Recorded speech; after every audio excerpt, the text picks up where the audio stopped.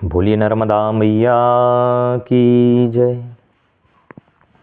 अलक्ष्य लक्ष्य किन्नरामराशुरादिपूजितं सुलक्ष्य नीरतीरधीरपक्षिलक्ष्यकूजितं वसिष्ठशिष्ठपिप्पलादकर्दमादिशर्मदे त्वदीयपादपङ्कजं नमामि देवी नर्मदे। नर्मदा मैया के पावन श्री चरण कमलों में कोटि कोटि वंदन प्रणाम। संत महात्मा अमलात्मा विमलात्मा सभी भक्त वृंदों के श्री चरण कमलों में कोटि कोटि वंदन प्रणाम। बंधुओं, आज नर्मदा मैया की पुनः एक सुंदर सी घटना, सुंदर सी कथा और नर्मदा मैया की कृपा लेकर के आज मैं पुनः आप लोगों के समक्ष प्रस्तुत हूँ। मेरा ये वीडियो बनाने का केवल एकमात्र एक यही उद्देश्य है कि किसी भी प्रकार ही सही आपके हृदय में मैया के प्रति भक्ति प्रकट हो, आपके हृदय में भाव हो। क्योंकि जब तक हम किसी के विषय में सुनेंगे नहीं, जब तक हम किसी के बारे में जानेंगे नहीं, तब तक हमारे हृदय में भाव प्रकट नहीं होगा। क्योंकि मानस में लिखा भी है कि जाने बिनु न होय परतीति और बिनु परतीत होय नहीं प्रीति। जब तक हम किसी को जानेंगे नहीं, किसी के बारे में हमें पता नहीं होगा, तब तक हमारे हृदय में उसके प्रति श्रद्धा नहीं होगी। तो मेरा वीडियो बनाने का केवल मूल उद्देश्य यही है कि आपके हृदय में भगवती के प्रति श्रद्धा विश्वास जागृत हो और आपके हृदय के विकार दूर हो और आपके घर में सुख शांति समृद्धि की प्राप्ति हो। आज मैं पुनः एक भगत जी की सच्ची घटना लेकर के आया हूं। बंधुओं, व्यक्ति जो नर्मदा माई की शरण में आ जाता है तो वो समस्त क्लेशों से, समस्त दुखों से दूर हो जाता है। मैं एक सत्य घटना लेकर के आया हूं। एक जज साहब थे, रिटायरमेंट जज साहब थे और रिटायरमेंट के बाद उन्होंने अपनी पत्नी को लेकर के ये संकल्प किया कि हम मैया की पैदल परिक्रमा करेंगे। अब देखो, जो जज रहा हो, सुख सुविधाओं की किसी प्रकार की कमी नहीं थी बंधुओं, बहुत संपन्नता। आप जज ही हैं, आप समझ सकते हैं कि कितनी सुख सुविधाओं से युक्त उनका जीवन रहा होगा। लेकिन मन में भक्ति जागृत हुई, मैया के प्रति प्रेम हुआ और मन में विचार करते हैं कि चलो हम भी मैया की परिक्रमा करने चलेंगे। बंधुओं, दोनों पति पत्नी माँ की सेवा करते हुए, मैया की भक्ति करते हुए पैदल परिक्रमा का संकल्प लेकर के वो चले जाते हैं और मैया की परिक्रमा चालू कर देते हैं। जो निरंतर कारों से चलने वाले व्यक्ति आज मैया की पैदल परिक्रमा, नदियों के किनारे, मैया के किनारे जो पगडंडी बनी होती है उसके किनारे किनारे जा रहे हैं। कभी जंगल पार करना होता है तो जंगलों में दोनों पति पत्नी जा रहे हैं। धन्य है उनकी भक्ति, जो माई की उनके हृदय में इतनी श्रद्धा है जो उन्होंने परिक्रमा किया। नहीं, क्या जरूरत थी बंधुओं। वास्तविक देखा जाए तो भक्ति में लोग कम परिक्रमा करते हैं। मैया के किनारे लाखों लोग परिक्रमा कर रहे हैं, किसी न किसी कामना को लेकर के कर रहे हैं कि मेरी शादी हो जाए, कि मेरे पुत्र हो जाए, कि मुझे लक्ष्मी की प्राप्ति हो जाए। और मैया में वो सामर्थ्य है कि आप जिस भाव से परिक्रमा करोगे, मैया आपकी वो मनोकामनाओं को पूरा जरूर करती हैं। यही तो मैया की विशेषता है। इसीलिए तो लाखों प्राणी, लाखों लोग प्रतिवर्ष परिक्रमा करते हैं बंधुओं। लेकिन जज साहब को किस बात की कमी थी? केवल एक भाव था कि कुछ भी हो, मैया की मुझे पैदल परिक्रमा करना है। चौथा चरण आ गया है, रिटायरमेंट हो गया हूँ, अपने बच्चों का विवाह करके भी मैं फुर्सत हो गया हूँ, तो क्यों ना अब जो बचा हुआ शेष समय है वो मैं अपने आप के लिए दूँ। बढ़िया, निरंतर 1-2 माह जब पैदल परिक्रमा करते करते हो गए बंधुओं, तो मन में विचार करते हैं कि बहुत दिन हो गए, क्योंकि वो चाय पीते नहीं थे। अब हर जगह तो चाय सेवा होती है, कॉफ़ी तो मिलती नहीं है। यदि आप कहो तो कॉफ़ी की भी व्यवस्था मैया कर देती हैं। लेकिन एक दिन दोनों पति पत्नी बड़े भाव के साथ चल रहे थे बंधुओं, और मन में विचार आया, दोनों का आपस में बात हुई कि कितने दिन हो गए हमने कॉफ़ी नहीं पिया। विचार करो, जिसने सब कुछ छोड़ करके मैया के चरणों में जिसने समर्पित कर दिया हो, तो क्या मैया उसकी इतनी छोटी सी भी कामना को पूरी नहीं करेंगी? बंधुओं, जैसे मन में संकल्प हुआ कि हमने बहुत दिन हो गए कॉफी हमने नहीं पिया। अब विचार करो, यहां पर एक प्रश्न होता है कि इतने बड़े जज साहब, पैसे की, धन दौलत की किसी प्रकार की कमी नहीं थी, तो क्या वो जब शहर पड़ता था तो क्या वो कॉफी खरीद करके पी नहीं सकते थे? बंधुओं, मैं बार बार एक यही बात आपसे कहना चाहता हूं कि अपने जेब पर भरोसा कभी मत करना। यदि आप परिक्रमा में गए हैं तो केवल किराए के सिवा, जब आप घर से आओगे नर्मदा तट तक, ओमकारेश्वर तक या अमरकंटक तक, केवल और केवल उतने किराए के अलावा आप कुछ मत लेकर के आना। फिर देखना मैया कितनी कृपा करती हैं, क्योंकि अनुभूति तभी होगी जब आपके पास अभाव होगा, मैया का स्मरण करोगे और मैया तत्क्षण आपको वो प्रदान कर देगी वस्तु। तो मैया की बात बात पर, पग पग पर आपको अनुभूति होगी। लेकिन जब आप अपने जेब पर भरोसा करोगे, अपने धन पर भरोसा करोगे, तो आपको अनुभूति कैसे होगी? क्योंकि मान लो कॉफ़ी पीने की आपके मन में इच्छा जागृत हुई, कहीं कोई गांव शहर आया, आप तुरंत खरीद करके पी सकते हैं, ले सकते हैं कोई वस्तु। इसलिए संतों ने कहा है कि बेटा जाना तो मैया जो खिलाए वही खाना, मैया जहां रुकाए वहीं रुकना। यही तो मैया की परिक्रमा का एक सुंदर अनुभव होता है। जज साहब ने बढ़िया सुंदर मन में केवल इच्छा जागृत की, मैया से कहा नहीं कि मुझे चाहिए, लेकिन माँ तो माँ होती है बंधुओं, ऐसी कौन सी वस्तु नहीं है जो मैया आपको प्रदान ना कर सके। बंधुओं, चलते गए एक घनघोर जंगल पड़ा, जहां पर कोसों दूर तक कुछ ना कोई गांव था, ना कोई मकान था, ना कोई शहर था, ना कोई झोपड़ी थी, कोई रहता था, कहीं कोई नहीं था।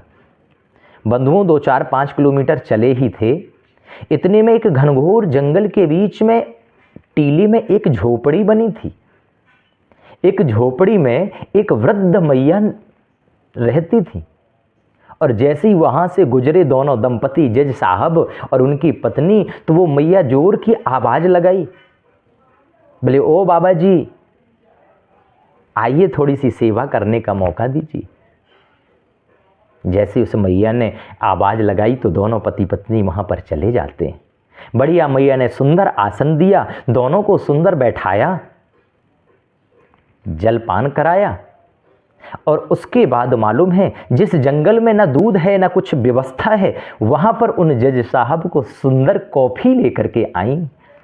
लेकिन बंधुओं, व्यक्ति के उस समय पहचान जाएगा, लेकिन मैया उस समय दिमाग को ऐसा भ्रमित कर देती हैं कि आपको ऐसा लगेगा ये कोई साधारण मैया है, कोई साधारण स्त्री है जो यहाँ पर आराम से जंगलों में भीलनी की तरह, आदिवासियों की तरह रहती है। क्योंकि आपके हृदय में उस टाइम तो ऐसा कुछ लगेगा ही नहीं कि ये साक्षात मैया तो नहीं है। वहां पर बढ़िया सुंदर उन्होंने कॉफी पिया, दोनों ने बात की है कि देखो अभी हम सोच ही रहे थे कि मैया ने हमें बुला लिया और हम कॉफी पी ली। बड़े आनंदित हुए। वहां से मैया से विदा लेकर के नर्मदे हर करके वहां से आगे गए। जब 4-5 किलोमीटर बाद एक छोटा सा कस्बा आता है बंधुओं, तो वहां पर जो सेवादार जो सेवा करते हैं, भक्तों को जलपान की व्यवस्था कराते हैं, तो उन्होंने रोका कि महाराज आप तो बहुत दूर से चल के आ रहे हैं, बीच मार्ग में कोई व्यवस्था भी नहीं है, आइए थोड़ा सा जलपान कर लीजिए, चाय कॉफ़ी कर लीजिए। तो जज साहब ने कहा कि अभी यहाँ से 5 किलोमीटर पहले ही हम रुक करके बढ़िया हमारा नाश्ता हो गया और हमने कॉफ़ी भी पी ली।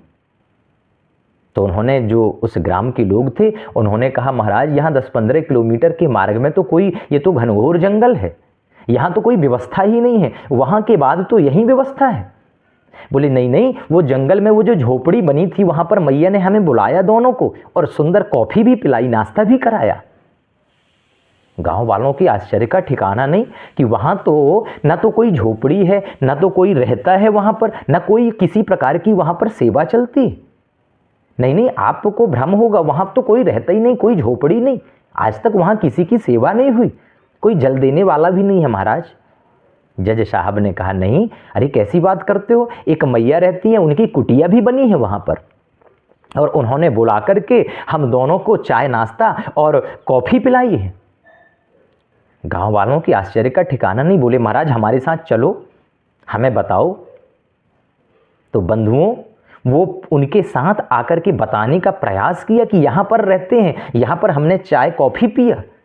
वापस जब लौट करके देखा, पता है ना तो वहाँ कोई झोपड़ी थी और ना ही वहाँ पर कोई मैया रहती थी। बंधुओं, ये साक्षात नर्मदा मैया ही वृद्ध माता का वेश धारण करके अपने भक्तों की मन की इच्छा को पूरी करती हैं, किसी न किसी वेश में रह करके। ऐसा चमत्कार नर्मदा परिक्रमा में हर एक परिक्रमा वासियों को होता है बंधुओं, हर एक वहाँ के परिक्रमा के भक्तों को होता है। निरंतर कोई ना कोई मैया चमत्कार हर एक पैदल परिक्रमा वासियों के जीवन में करती है। यही तो मैया का चमत्कार है। देखो, पैदल चलते हैं भक्तजन, तो अब एक छोटा सा बच्चा मेहनत करे तो हमारी घर की मैया को कितना भाव आता है कि मेरा बेटा कितनी मेहनत करता है। लेकिन जो सबकी मैया है, जो साक्षात देवी है, यदि कोई 10 किलो का बैग लेकर के, 15 किलो का बैग लेकर के 20-20, 25-25, 30-30, 40-40 किलोमीटर पैदल चलता है, तो क्या उसकी रक्षा और उसका ख्याल मैया नहीं रखेगी? क्या इतनी सामर्थ्य नहीं है मैया में?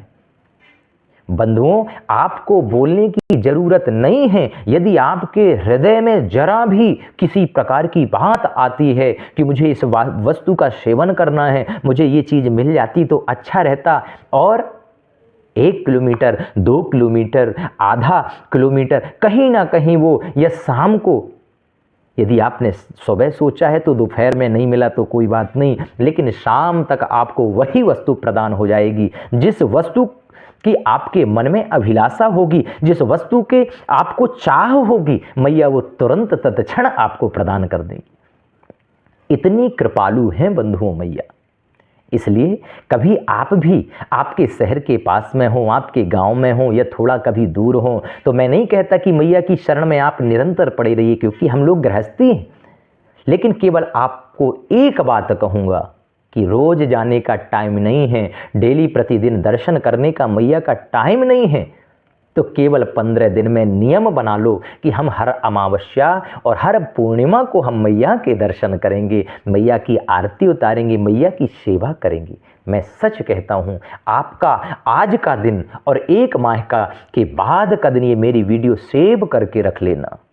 आपका जीवन बदलने में मैया टाइम नहीं लगाएगी, बशर्ते विश्वास होना चाहिए, क्योंकि मैया बड़ी कृपालु है। विचार करो, यदि कृपालु ना होती, दयालु ना होती, तो इतनी लाखों की भीड़ आज परिक्रमा में चल रही है बंधुओं। कौन जाता अपने घर परिवार को छोड़ करके? महाराज, रिश्तेदारी में कितनी भी खातिरदारी हो, 4 से 5 दिन के बाद तो हमें घर याद आता है। लेकिन जिन मैया नर्मदा की परिक्रमा में 6 माह लगते हों, 5 माह लगते हों, और मिनिमम 4 माह तो बंधुओं लगता ही है, और घर परिवार को सबको छोड़ करके एक संत के भेष में विचरण करना, महाराज कौन रह सकता है? ये तो मैया इतनी कृपालु हैं कि अपने भक्तों को आंच भी नहीं आने देती परिक्रमा के दौरान। बहुत से कहते हैं, महाराज क्या करूं, परिक्रमा में जाऊंगा तो घर बर्बाद हो जाएगा। अरे मैं सत्य कहता हूं, एक बार निकल करके तो देखो, जो व्यवस्था आपके रहने में आपके घर में नहीं होगी, आपके जाने के बाद वो व्यवस्था आपके घर में मैया करके दे देंगी। जब तक आप परिक्रमा में रहेंगे तो मैं सत्य कहता हूं कि कोई भी आपके घर में ऐसी अनहोनी नहीं हो सकती, कोई भी आपके घर में ऐसी दुर्घटना नहीं हो सकती कि आपकी परिक्रमा खंडित हो।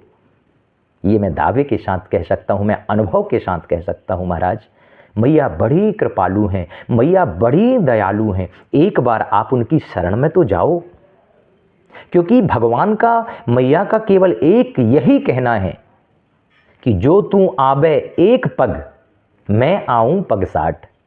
जीव यदि परमात्मा की ओर, मैया की ओर एक पग बढ़ने का प्रयास करता है, तो मैया आपसे कहीं ज़्यादा ललायत हैं अपने बेटे को अपने पास बुलाने के लिए। यदि आप एक पग बढ़कर के मैया की शरण में जाना चाहेंगे, तो मैया भी 60 पग, 60 कदम दौड़ करके आपका स्वागत करेंगी, आपको बुलाएंगी। यही तो मैया की विशेषता है बंधुओं। इसलिए ज़्यादा से ज़्यादा मैया में स्मरण मैया के प्रति भाव रखें, मैया को ध्यान करें, मैया का स्मरण करें, फिर देखना कि आपका जीवन बदलने में टाइम नहीं लगेगा। आपके घर में कितना भी क्लेश हो, आपके घर में कितनी भी दरिद्रता हो, आपके मन में, आपके घर में, आपके परिवार में कितना भी बड़ा दुख क्यों ना आया हो, मैं वचन देता हूँ, मैं दावे के साथ कह सकता हूँ कि मैया को आपके दुखों को दूर करने में एक चुटकी का समय लगेगा महाराज। इसलिए बंधुओं, बड़े भाव के साथ मैया की शरण में जाएं और एक बार अपने पति पत्नी यदि विवाहित हैं तो दोनों लोगों को परिक्रमा अवश्य करना चाहिए। अविवाहित हैं तो इससे अच्छा समय आपको कभी नहीं मिल सकता, क्योंकि विवाह के बाद तो व्यक्ति बंधनों में ऐसा फंस जाता है कि फिर उसे टाइम नहीं मिलता। तो यदि विवाहित नहीं हैं तो इतना समय आपने व्यतीत कर दिया जितनी आपकी आयु है, तो कम से कम 4 माह का समय आप मैया को दे दो। फिर भविष्य में क्या तय करना है, क्या बनना है, फिर जवाबदारी आपकी नहीं, मैया आपको कहाँ ले जाएंगी, वो जवाबदारी मैया की। इसलिए बंधुओं, पुनः मैं आप सभी को बारंबार प्रणाम करता हूँ। ये वीडियो बनाने का मात्र उद्देश्य मेरा यही है कि आपके भी हृदय में मैया के प्रति प्रेम हो। जब प्रेम होगा, जब मैया की कृपालुता को जानेंगे तो स्वतः ही आपके हृदय में प्रेम प्रकट हो जाएगा और आप मैया की शरण में जाने लगेंगे। इससे आपके घर की गरीबी, आपके मन का क्लेश, आपके जो हृदय में और मन में जो टेंशन रहता है महाराज, वो सब दूर होने लगेगा। इसलिए ये वीडियो बनाने का मेरा औचित्य है और आप लोग इस वीडियो को अपने लोगों तक जरूर पहुंचाएं ताकि उनका जीवन भी बदल जाए महाराज। क्योंकि संसार है, संसार में हर प्राणी दुखी है, हर व्यक्ति कष्ट में है और व्यक्ति एक दूसरे की मदद नहीं करते महाराज। वो किसी प्रकार वो चाहते नहीं हैं कि आप आगे की ओर बढ़ें, वो तो आपको दबाने का प्रयास करेंगे। तो ये वीडियो उन तक जरूर पहुंचाएं कि शायद वो मैया की शरण में आ जाएं और अपने जीवन का, अपने परिवार का, सबका कल्याण कर सकें। इसलिए ये उद्देश्य, ये वीडियो बनाने का मेरा उद्देश्य है। अच्छा लगे तो आप इस वीडियो को लाइक करके मेरा हौसला बढ़ाएं ताकि मैं मैया के रोज प्रतिदिन कोई ना कोई अच्छी कथा लेकर के आप तक आऊं, ताकि आपके मन में मैया के प्रति और ज़्यादा श्रद्धा बढ़ जाए। आप सभी को नर्मदे हर, जय जय श्री राधे, जय जय श्री कृष्णा, हर हर महादेव।